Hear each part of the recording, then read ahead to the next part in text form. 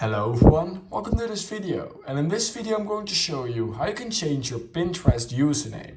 So if you want to change your Pinterest username, all you're going to do is open the Pinterest app, just like this. Now you're going to click right here on Saved, because this is where your profile is at. Now you're going to click on the top right corner of our screen at the gear icon, and you're going to click on Edit Profile right here.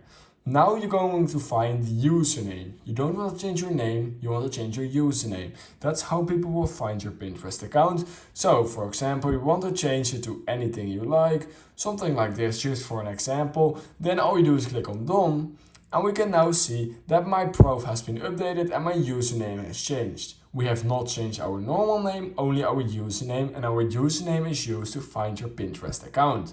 So that's how you can change your username of your Pinterest account. If you learned something from this video, I would highly appreciate it if you could like this video, subscribe to my channel, and I hope I will see you in my next YouTube tutorial video.